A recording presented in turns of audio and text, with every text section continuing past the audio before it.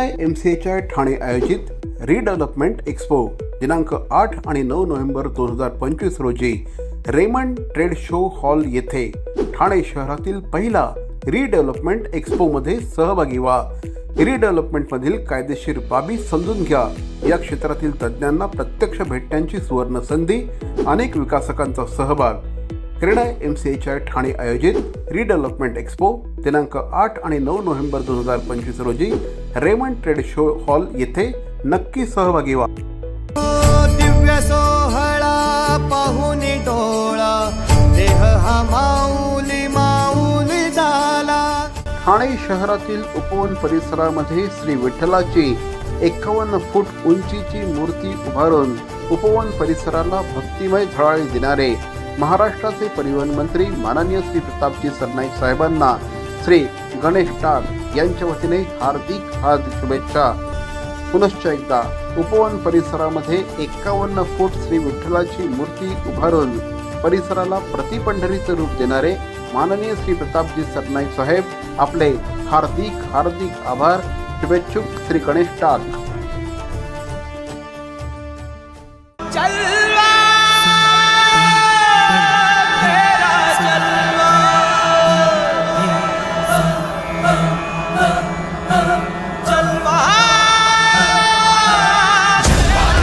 शिवसेनेचे घोडबंदर रोड विभाग प्रमुख श्री रवी रामकृष्ण घरत यांना वाढदिवसानिमित्त श्री साजन कासार आणि श्री महेश करकेरा यांच्या वतीने वाढदिवसाच्या हार्दिक शुभेच्छा। आपल्या कार्यकर्तृत्वाने प्रभागाचा विकास घडवणारे, प्रभागातील नागरिकांच्या प्रश्नांची योग्य सोडवणूक करणारे, नागरिकांच्या प्रश्नांसाठी प्रसंगी आंदोलनात्मक भूमिका घेणारे माननीय विभाग प्रमुख श्री रवी रामकृष्ण घरत यांना पुनश्च एकदा श्री साजन कासार आणि महेश करकेरा यांच्या वतीने वाढदिवसाच्या लक्षावधी शुभेच्छा। शिवसेनेचे घोडबंदर रोड विभाग प्रमुख श्री रवी रामकृष्ण घरत यांना वाढदिवसानिमित्त श्री साजन कासार यांच्या वतीने वाढदिवसाच्या हार्दिक शुभेच्छा। सर्वसामान्य माणसांच्या प्रश्नांची सोडवणूक करण्यासाठी कायम तन मन धन अर्पण करणारे, सर्वसामान्य माणसासाठी सतत उपलब्ध असणारे माननीय श्री रवी रामकृष्ण घरत यांना वाढदिवसाच्या लक्षावधी शुभेच्छा। शुभेच्छुक श्री साजन कासार। नमस्कार। ठाणे शहरामध्ये आगामी 8 आणि 9 तारखेला रेमंड्सच्या प्रचंड मोठ्या हॉलमध्ये ठाणे शहरातील रिडेव्हलपमेंटचा प्रश्न हाताळला जाणार आहे। महाराष्ट्र चेंबर ऑफ हाऊसिंग इंडस्ट्रीच्या वतीने एक प्रचंड मोठा असा रिडेव्हलपमेंट एक्स्पो या ठिकाणी आयोजित करण्यात आलेला आहे आणि MCAच्या रिडेव्हलपमेंट कमिटीचे जे सेक्रेटरी आहेत, सचिव आहेत, श्री अमित दातार हे आत्ता आपल्यावर आहेत। अमितजी, सर्वप्रथम आपलं ठाणे वर्तमानमध्ये हार्दिक स्वागत। नमस्कार। अमित दातारांचा जर परिचय करून द्यायचा झाला तर रिडेव्हलपमेंट क्षेत्रातले ठाणे शहरातले आदित्य असोसिएट्स ही जी त्यांची कंपनी आहे हे पायोनियर आहे असं म्हटल्यास वावगं ठरणार नाही। आत्तापर्यंत त्यांनी 2, 4, 5 नव्हे तर चक्क 37पेक्षा जास्त रिडेव्हलपमेंटचे प्रोजेक्ट त्यांनी आजपर्यंत कंप्लीट केलेले आहेत। जवळपास 800च्या वरती फॅमिलीजना त्यांनी वेळेवर घरं दिलेली आहेत आणि ही सगळी जी मंडळी आहेत अत्यंत समाधानी आहेत। हा जो रिडेव्हलपमेंटचा एक्स्पो होतो आहे, हा एक्स्पो नेमका काय आहे, याच्यातनं सर्वसामान्य नागरिकांना कशा पद्धतीने फायदा होणार आहे, ज्यांना रिडेव्हलपमेंटसाठी जायचं आहे त्यांना याच्यातनं काय मिळणार आहे, या सगळ्यावर बातचीत करण्यासाठी अमित सर आपल्याबरोबर आहेत। अमित सर, पुन्हा एकदा आपलं स्वागत। नमस्कार। सांगा मला की हा जो रिडेव्हलपमेंटचा एक्स्पो आहे MCAच्या याच्याविषयी थोडी अधिक माहिती द्या। ह्या MCAच्या ठाणेनी हा रिडेव्हलपमेंटचा एक्स्पो आयोजित केलेला आहे। येत्या 8 आणि 9 नोव्हेंबरला हा एक्स्पो रेमंडच्या हॉलमध्ये होणार आहे। ज्या ठाणे शहरातल्या ज्या सोसायटीज आहेत की ज्यांना आता आगामी काळामध्ये रिडेव्हलपमेंटसाठी जायचं आहे त्यांच्यासाठी हा फार मार्गदर्शक एक्स्पो ठरणार आहे। इथे तुम्हाला ठाण्यातले रिनोन डेव्हलपर की ज्यांनी रिडेव्हलपमेंटमध्ये भरपूर काम केलेलं आहे अशांचे स्टॉल तिथे असणार आहेत की जेणेकरून तुम्हाला डेव्हलपरशी 1 to 1 इंटरॅक्शन करता येईल, त्यांची माहिती घेता येईल आणि त्याबरोबरच जे PMC आर्किटेक्ट PMC आहेत, ठाणे महानगरपालिकेचे अधिकारी, नंतर काही ॲडव्होकेट्स आहेत, चार्टर्ड अकाउंटंट्स आहेत, त्यांची पॅनल डिस्कशन आपण ठेवलेली आहेत की जेणेकरून लोकांना रिडेव्हलपमेंट सोसायटीला जाण्यासाठी जी काही माहिती लागते ती सर्व तिथे त्यांना मिळणार आहे. आणि ह्या एक्झिबिशनसाठी ठाणे महानगरपालिकेचे आयुक्त सौरवराव सर पण येणार आहेत, आपले जिल्हाधिकारी पांचाळ सरही येणार आहेत. तर ह्यामुळे लोकांना ह्याच्यात भरपूर माहिती मिळणार आहे.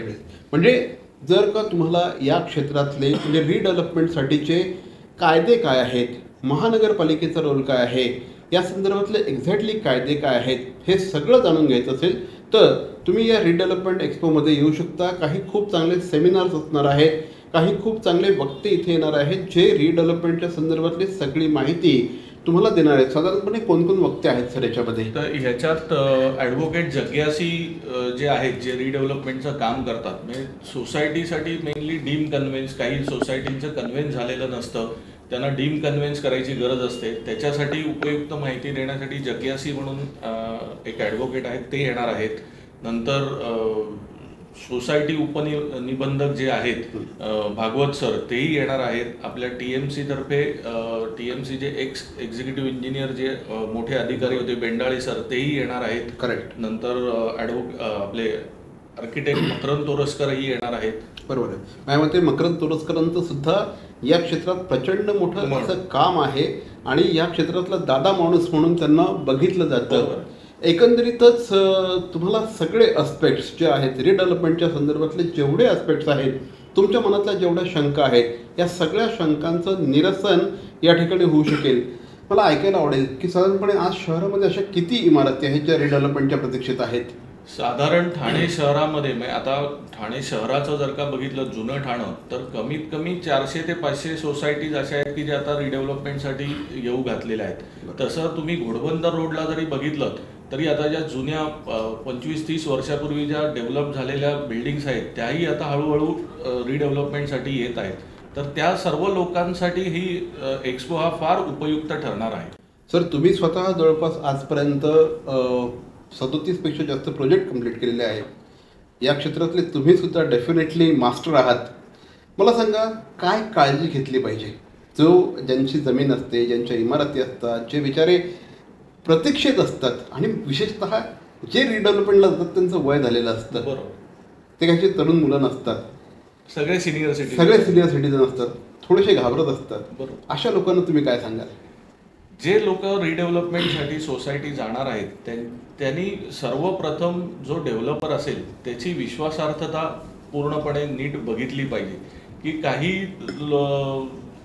लोकांना आमिष दाखवून किंवा जास्त फायदा मिळणार असेल असं आमिष दाखवून जर का कोणी हे करत असेल तर थोडंसं लोकांनी कॉशियसली त्याच्याकडे बघितलं पाहिजे आणि डेव्हलपरची विश्वासार्हता, त्याची फायनान्शियल सगळे पूर्ण बघितले पाहिजेत आणि मगच डेव्हलपरला नियुक्त केलं पाहिजे. एक्झॅक्टली.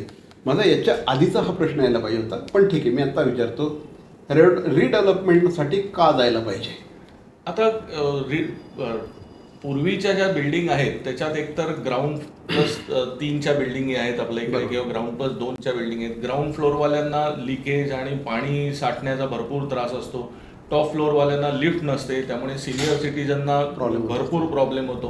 आणि आता नवीन जेव्हा बिल्डिंग रिडेव्हलप होतात तेव्हा त्यामध्ये अद्ययावत सगळ्या सुविधा असतात. तुम्हाला गार्डन मिळतं, पोडियम पार्किंग, मोठा प्लॉट असेल तर पोडियम पार्किंग मिळू शकतं, लिफ्ट असते, फायर लिफ्ट असते, नंतर टेरेसवरती गार्डन मिळतात, बाकी जिम असतं, सोसायटी ऑफिस डेडिकेटेड आपण देतो. या अशा सगळ्या फॅसिलिटी आता नवीन रिडेव्हलप झाल्यानंतर सोसायटीला मिळू शकतात.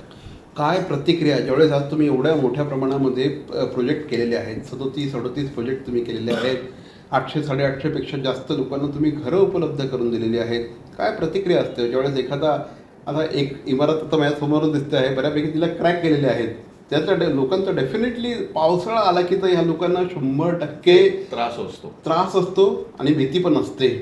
त्यावेळेस त्यांना स्वतःचं छान चकचकीत घर मिळतं, तुम्ही आता सांगितलं त्याप्रमाणे गार्डन मिळतं, पुढे मिळतं, पार्किंग मिळतं, लिफ्ट मिळते, सगळं मिळतं. काय प्रतिक्रिया असते अशा वेळेस?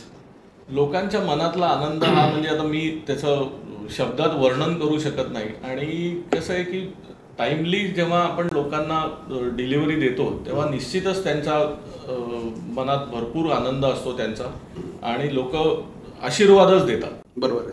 पण फक्त एक जी धाकधूक असते, अरे वेळेवर मिळेल की नाही, आपल्याला फसवलं तर जाणार नाही, आपलं जे काही कायदेशीर बाबी आहेत त्याची पूर्तता होईल की नाही, तर ह्या दृष्टिकोनातून काय सांगाल तुम्ही?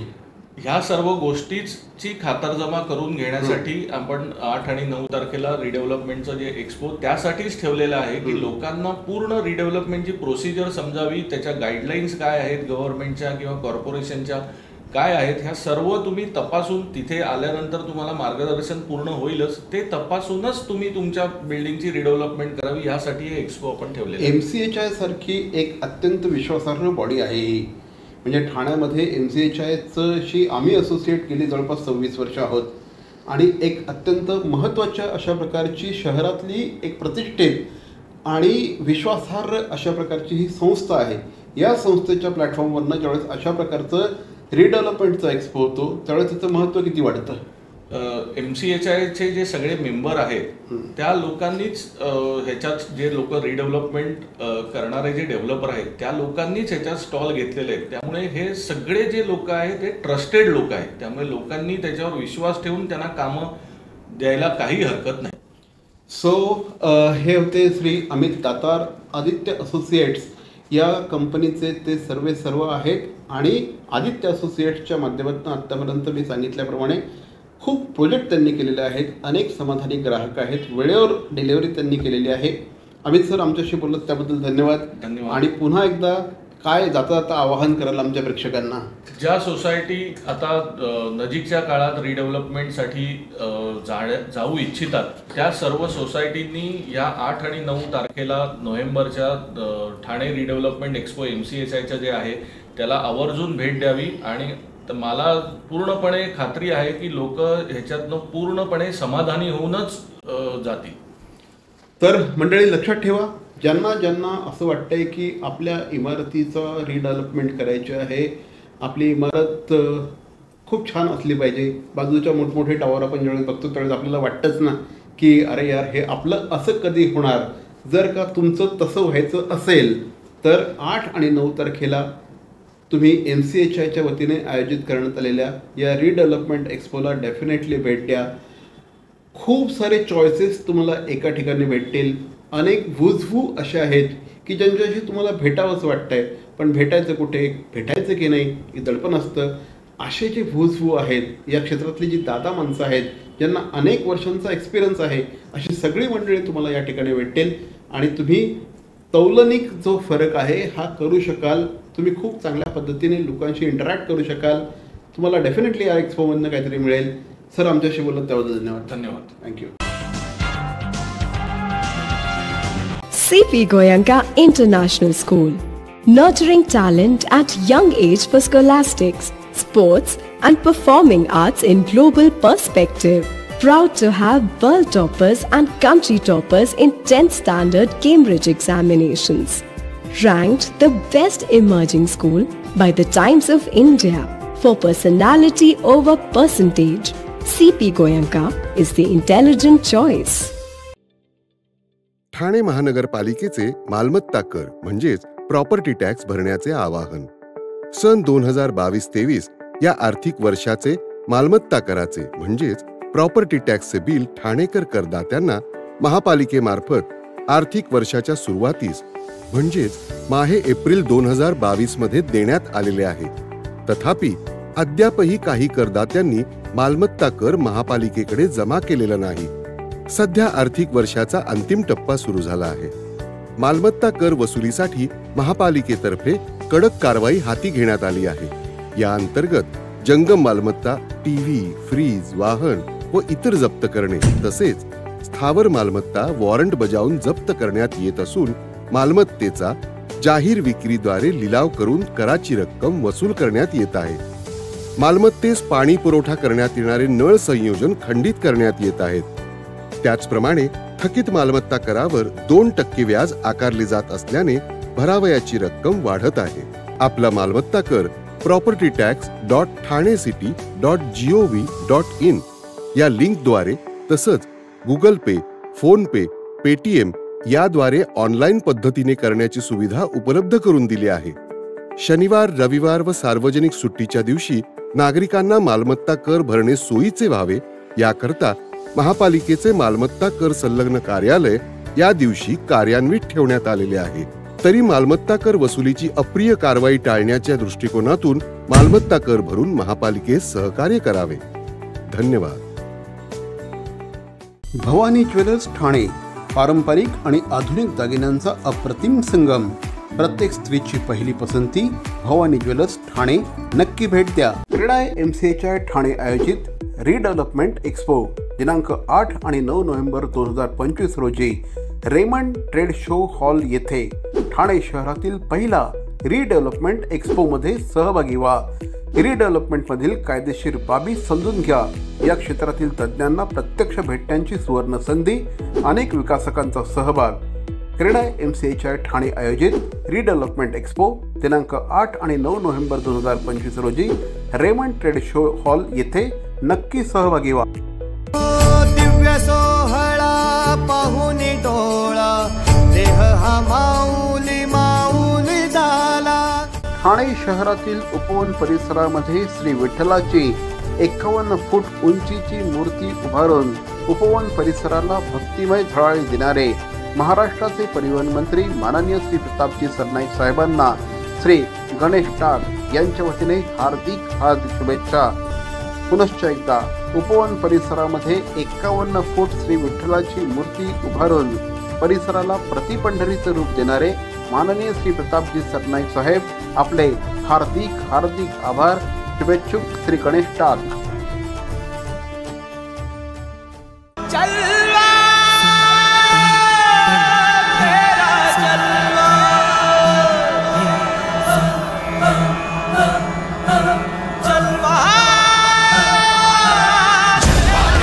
शिवसेनेचे घोडबंदर रोड विभाग प्रमुख श्री रवी रामकृष्ण घरत यांना वाढदिवसानिमित्त श्री साजन कासार आणि श्री महेश करकेरा यांच्या वतीने वाढदिवसाच्या हार्दिक शुभेच्छा.